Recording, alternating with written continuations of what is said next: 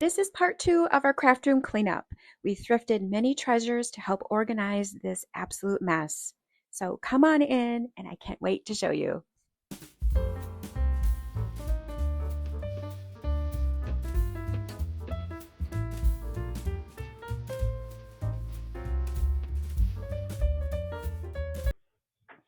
Hello, my crafty dolls. I am Grandma Katie, and welcome to my very clean, my very organized craft room. So this is part 2. So if you have not seen part 1, you gotta go back and check out that episode. We went to the antique store, we went to the thrift store, and we were on the lookout for very unique and unconventional ways to organize this room. I was really trying to avoid all those plastic bins and generic containers because my inspiration was the antique store itself. I want to just walk into this craft room and feel as though I'm in an antique store because I absolutely love old things. I want to come in here and feel all warm and cozy and get things done.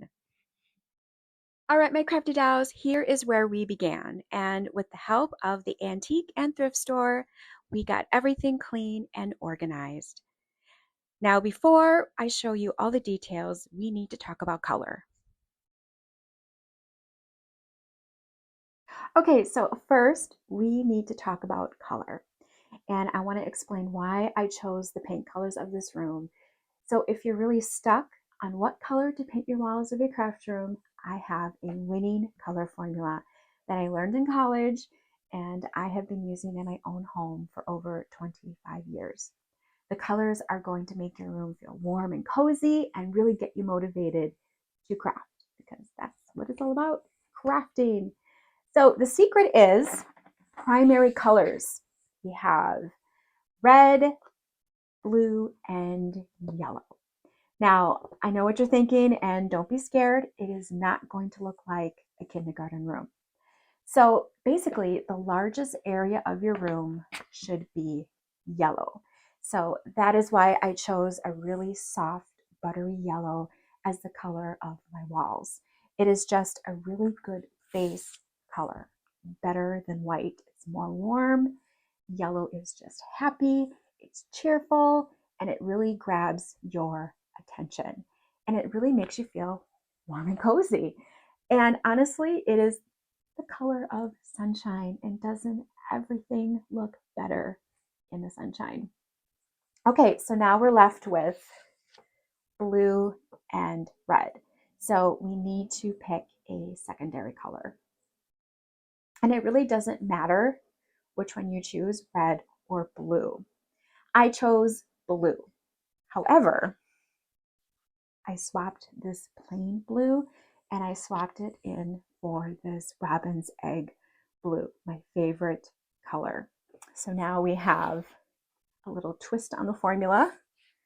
Now we have this primary color palette. Okay, so you're going to pick out the largest piece in your room and I'm going to paint it blue. So this is why I painted my china cabinet blue here, this nice robin's egg blue. It's really the focal point of my room. So the third color is red.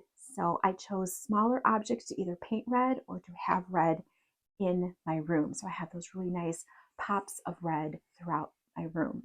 So in theory, since the primary colors are the base for all colors, according to the color wheel, every color is going to go together. It's going to feel like it belongs. So to prove my point, I am going to give you a quick tour of my house. I have used this formula everywhere for over 20 years, even outside. It never goes out of style. At least I don't think so. This trick really gives a happy, warm feeling that a house should have. So you let me know what you think. Okay, let's start in the living room. I painted the walls a really nice, bright sunshine yellow. There's pops of red in the quilts and in the garland. And the garland, it almost has an orangey red, so the reds don't even need to be the same shade. Then you add in a little bit of that blue, like the little blue in the rusty can and in the books. It is just perfect. This color formula really brings everything together, and no matter what you have, even a deer mount, it is going to go. At least that's what I keep telling myself. You know, Grandpa Katie lives here too, so he's allowed to have one thing in the living room that's his. All right, let's check out the rest of the house, and I use this formula everywhere, and I mean everywhere.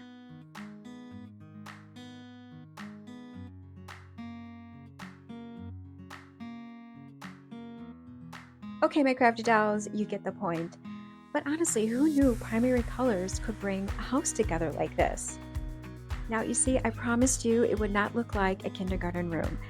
And my house has been like this for over 25 years, and in my opinion, I don't think it looks outdated. The yellow and the pops of red and the pops of blue just bring everything together, no matter if it's new or a rusty old antique. The craft room is the perfect place to use this color trick. You are going to be so motivated to get your crafts done. I even painted my dollhouse using primary colors. There is nothing more homey than a yellow house with a white picket fence. I need to share my big thrift find, my big blue cabinet. And when my daughter moved out and got married, I did not waste any time on transforming her old room into my dream craft room. I knew I wanted a bold statement piece of furniture, and I found this outdated china cabinet on Facebook Marketplace for only $150. It took me about 2 weekends to paint it blue, and now you know why I chose that color. My big blue cabinet really is my favorite part of my craft room. It's large, it's unexpected, and really is the focal point of my craft room. I use it to display all of my memories, my little keepsakes, my Dirty Dancing tape. Of course, it's my favorite movie. I have my daughter's wedding bouquet, and it's the perfect place to display some of my quilts. On the bottom shelf here, I have all of my grandkid crafts, all put in clear mason jars so I can easily see what's in them and grab and go. I found this cute cheese box at the antique store, and look, my acrylic paints fit perfectly in here. I also have this little toolbox, and I put my specialty craft paints in there, and the rest of my craft paints are in this old toolbox. Much more charming than your old standard generic plastic bin. This is really a great solid piece of furniture with sturdy drawers, and I've got cabinets on the bottom that can hold all of my craft supplies. And the best part, on the top of my cabinet, I have a whole line of my mason jars filled with various craft supplies and tools. Remember, we bought antique jars and we bought new mason jars, and then we bought ones at the thrift store. So all together, they look like they're all antique. What do you think? It's my favorite part. Okay, we need to talk about paint. I need to show you exactly how I got this beautiful blue antique finish on my thrifted china cabinet. It is beautiful. It is the focal point of my craft room, and this product gave it to me. It's Rust-Oleum chalked paint, and this is for the lazy painter, just like me. There's no priming, there's no sanding. It's one coat and you're done. The color is Serenity Blue, and this is already pre-made, pre-mixed, and I got this at Walmart. You can also get it on Amazon and hardware store. Um, then you buy the flat clear coat. So you just need one coat of this and you're done. And there's going to be no chipping, no flaking. It is perfect. This stuff is amazing. And again, I am the laziest painter. So this stuff is perfect. Okay, Now, if you want special colors, you can also get it in special colors. So they have all these colors that you can get. So if you don't like the blue, you can also do all these other colors. And they also have a pastel version of these colors. So I bought crimson red, and you're going to see I painted some other furniture in here red because red is my third color. So my smaller versions of furniture are going to be red, and I'm going to show you those in a minute. So Rust-Oleum chalked paint, this stuff is great. Again, I am the laziest painter, and you're going to love this stuff. I also want to tell you that I only used half a can. So this is about $27, $25 for the clear coat. I only used half a can for this giant cabinet. Again, one coat and you're done. So even though it's $27, it is worth it because, again, there is no priming or sanding. It works great. So if you want to paint your furniture, this is the way to go. And look at all the colors. It's going to be great. Right now, I want to give you a before and after tour of my craft room and show you how everything I thrifted has come together. First is my craft cabinet, and if you remember before, it was just a dumping ground for all of my craft tools. But now everything is in jars on top, so I can easily see where everything is. Now, as I was putting everything back on my cabinet, I stood back and I realized that this corner needs some color. There is just too much brown.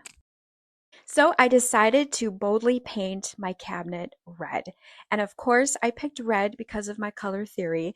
I have yellow walls and I have my big blue cabinet, so this smaller cabinet should be red. I honestly went back and forth whether I was going to paint it for this episode, and I thought, what the heck, I'm just going to do it.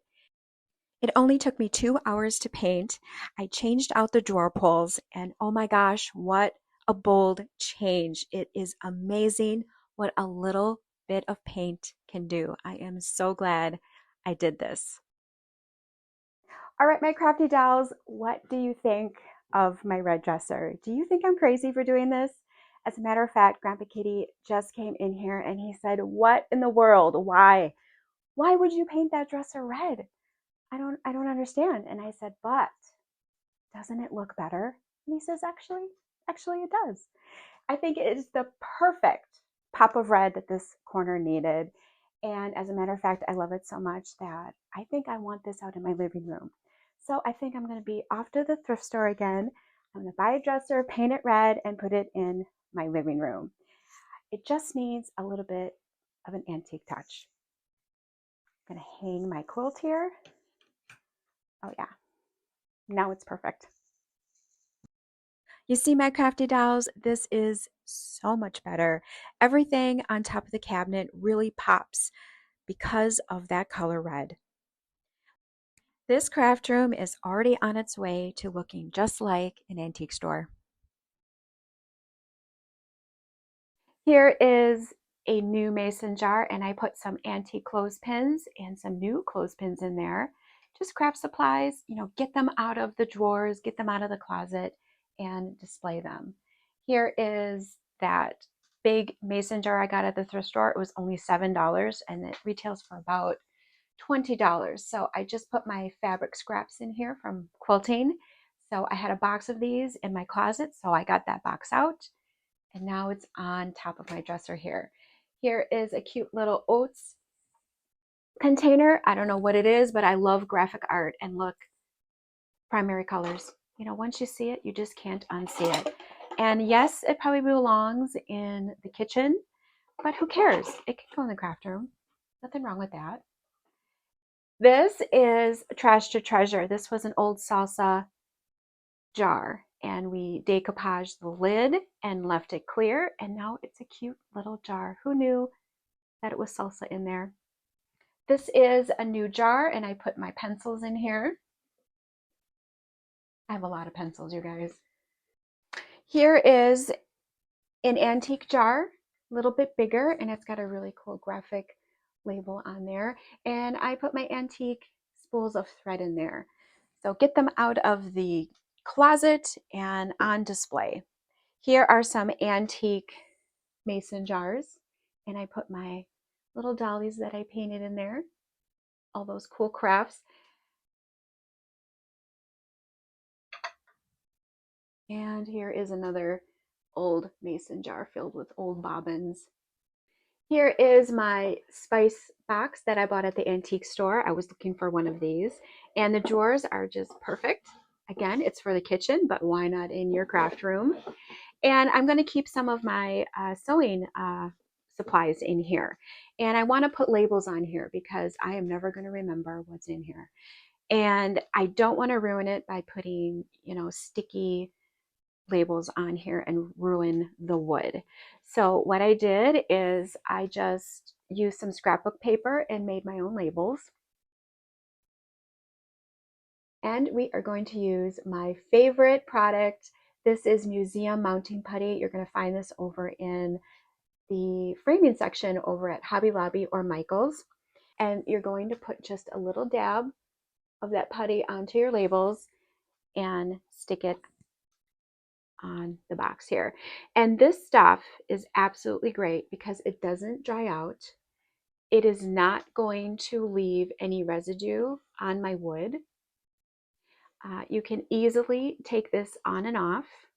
You can reposition it many, many times. You can leave this on for 5 years and it will still come off and never leave any residue or ruin your label. I love this stuff. Museum mounting putty. It's great for your dollhouse as well. You can hang pictures on your wallpapered walls and it's not going to ruin your wallpaper.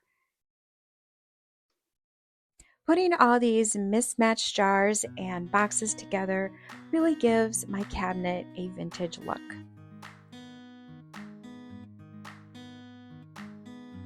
Let's move on to the shelf wall behind my desk and let's take a closer look at what I thrifted and how it all came together. And here's a reminder of the before. I had a lot of wasted space. I just had some pictures hanging. I had 3 floating shelves already, so working with what I already had, I bought 5 more shelves. And I transformed this wall into a storage wall. I now have a place to put all my craft tools and supplies, and quite honestly, I have too much space. I don't have enough stuff to fill it, which I guess I gotta go back to the store.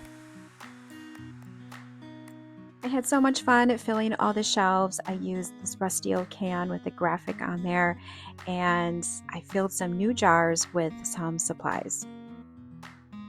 Here is that decoupaged pasta sauce jar we did. I got some paint brushes in it. It looks perfect. Who knew that it was garbage?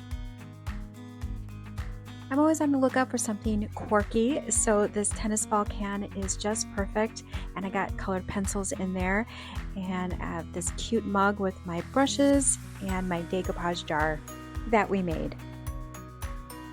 It's fun to just get all your craft supplies and tools out of those boxes and drawers and put them on display. And of course, it also helps to see all those supplies in those clear jars so I don't forget what I have. And don't be afraid to add something unexpected that doesn't belong. Like this antique letter holder. Reimagine it, and that's going to add a lot of character to your craft room. I made sure that my floating shelves were deep enough to display books because the books are going to add height to the shelves, so not everything is at the same level. The finishing touch to this corner is an old shelf I put up that I have stowed away for over 25 years. There is that little tomato paste can we simply put paper on, and it fits perfectly on this shelf. My artwork and even my framed sketches just pull everything together. I love how my shelf wall turned out. I love that everything is mismatched, and the best part, I can just look up and see all of my craft tools and supplies. They're not forgotten in a drawer.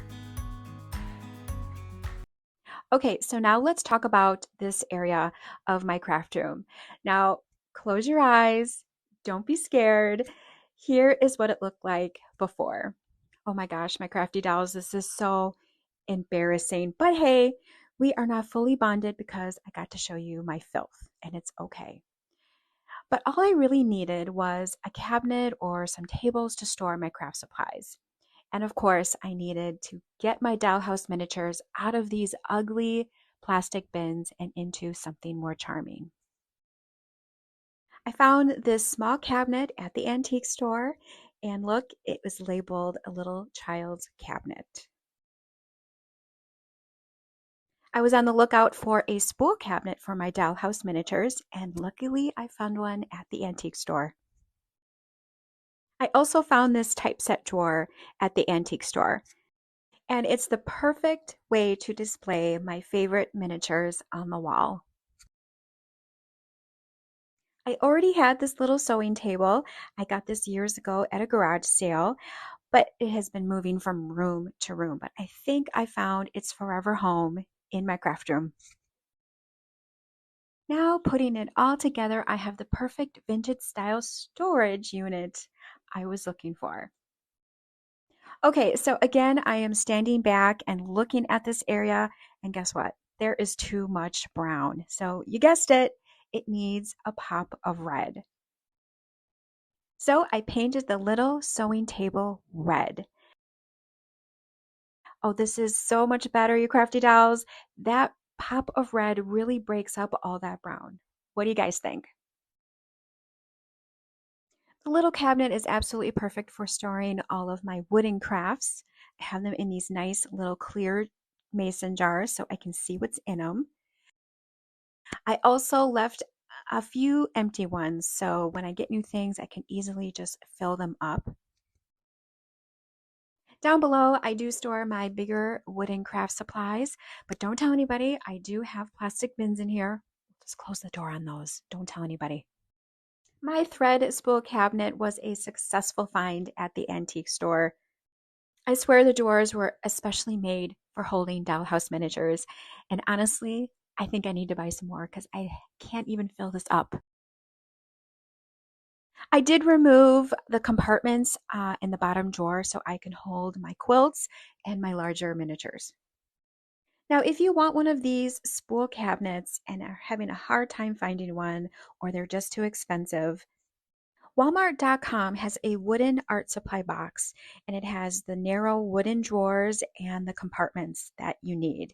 I don't have one of these, but this would be a really great alternative. And just imagine what you can do with it. You can paint it, you can even decoupage it, and the price really isn't that bad at $70. I paid $100 for mine, and it's smaller than this one. And I have seen these spool cabinets go for $500, so I don't think it's a bad option. My printer's typeset drawer is probably my favorite antique find. I can display all of my favorite dollhouse miniatures. I have so much more room now for my miniatures that I need more. And so I better get to work and start making some new ones. No, I really got lucky with this at the antique store. I only paid $30 for this. I have seen these on Facebook Marketplace, but they go for about $50 to $125. If you're having trouble finding one, potterybarn.com has a trinket shelf for about $150, so not too bad. I think this area really turned out great. It looks just like an antique store. The wall above here, I didn't change too much. I left the shelves just the way they were. I added my dollhouse theme prints. If you like these are available in my Etsy shop. I've got my antique button collection here and I sorted out all the different colors into separate jars. So much more cute than being stuck in a box. My granddaughter does not like my kitty picture up on the wall here. Grandma, that picture is way too scary.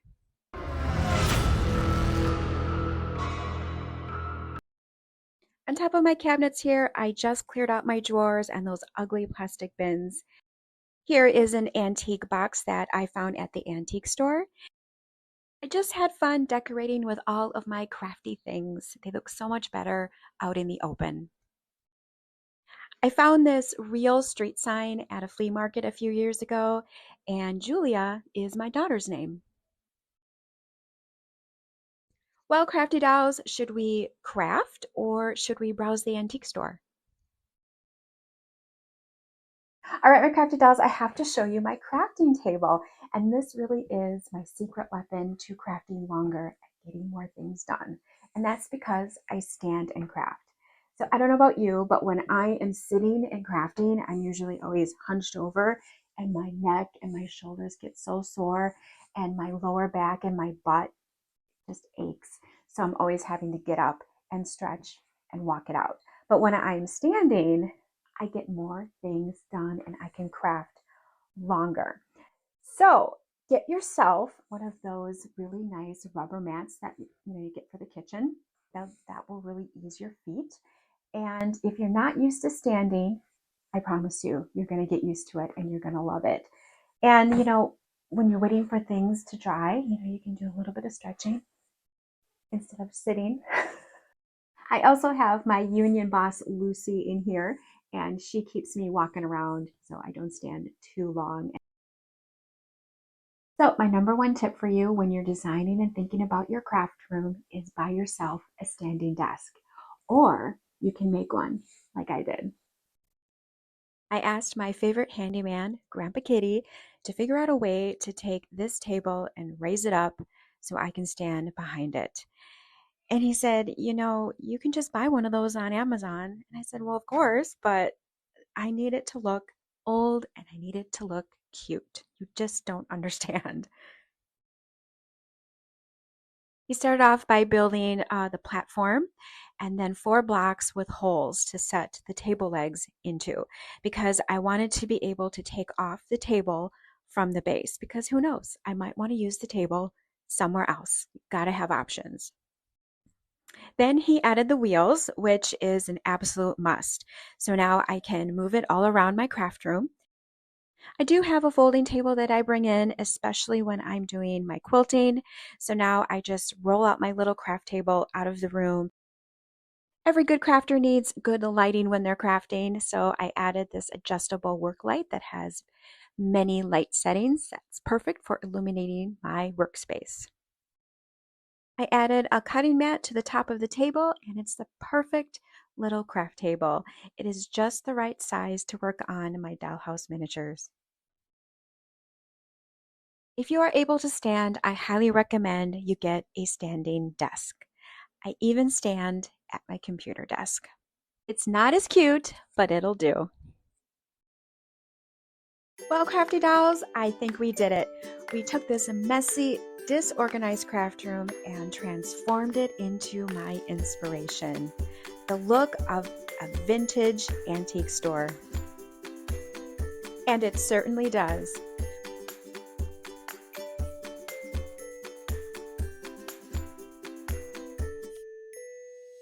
We had a clear agenda of what to look for while we thrifted. Real unique ways to store and display craft tools and supplies. And even Dollhouse Miniatures.